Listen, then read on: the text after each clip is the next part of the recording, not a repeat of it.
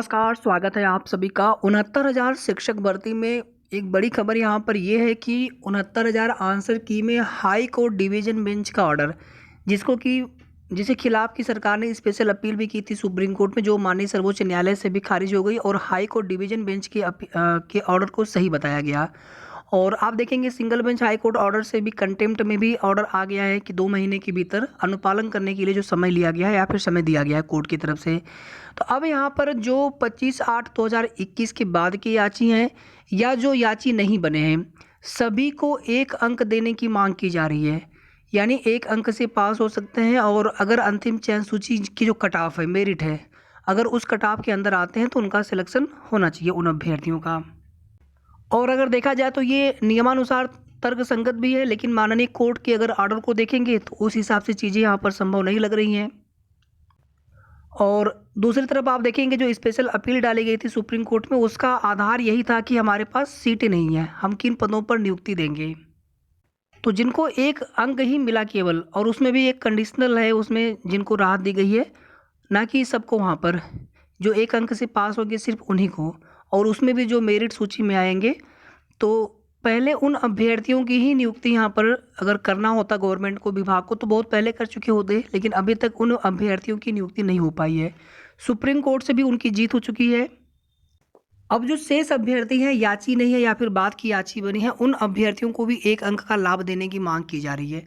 परिषदीय विद्यालयों में 69,000 शिक्षक भर्ती प्रक्रिया की परीक्षा में गलत पूछे गए प्रश्न के एक उत्तर के एवज में अभ्यर्थियों ने सभी अभ्यर्थियों को 1 अंक का लाभ देने की मांग की है। इस संबंध में अभ्यर्थियों ने डीजी महानिदेशक स्कूल शिक्षा को ज्ञापन सौंपा है। अभ्यर्थी राम कुमार सिंह, महेश प्रसाद, नवीन कुमार व अन्य के अनुसार मामले में न्यायालय ने भी प्रश्न संख्या 143 के सभी विकल्पों को गलत माना है। साथ ही अभ्यर्थियों को इसके अंक देने के लिए कहा गया है।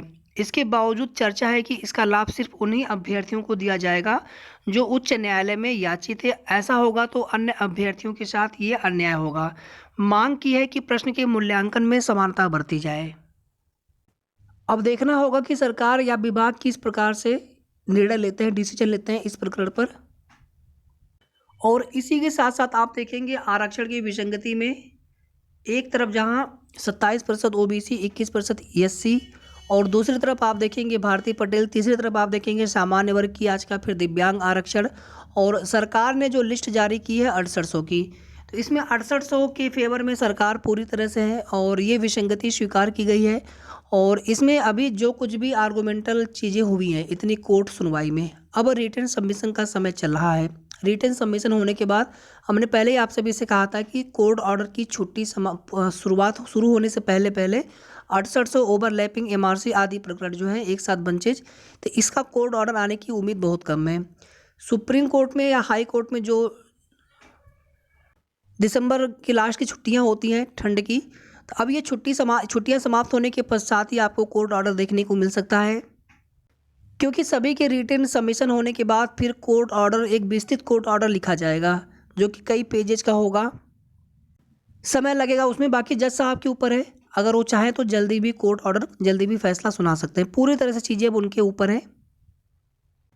बाकी सभी पक्ष अपने अपने रिटन सबमिशन की तैयारी में है और देखना ये होगा कि इसमें सरकार का पक्ष क्या होता है। बाकी अभी तक आर्गूमेंट में जो भी चीज़ें हैं वो सब आपको बताने की आवश्यकता नहीं है। बस हमारी यही उम्मीद है, हमारी यही प्रार्थना है कि अधिक से अधिक अभ्यर्थियों को लाभ मिले, 6800 को नियुक्ति मिले। 6800 लिस्ट जो है वो सरकार ने जारी की है। 6800 के लिस्ट के अलावा, 6800 के अभ्यर्थियों के अलावा 6800 की तो नियुक्ति बहुत पहले हो जानी चाहिए थी। इसके अलावा अगर यहाँ पर कुछ और भी सीटें अगर सरकार को देनी होती, चूँकि गलती विभाग की है, सरकार की है, ना कि अभ्यर्थियों की है। चाहे एमआरसी का प्रकरण हो, 27-21 का प्रकरण हो, चाहे सामान्य वर्ग का प्रकरण हो, ओवरलैपिंग आदि का, तो इसमें गलती छात्रों की, अभ्यर्थियों की नहीं है, इसमें गलती सरकार की, विभाग की है।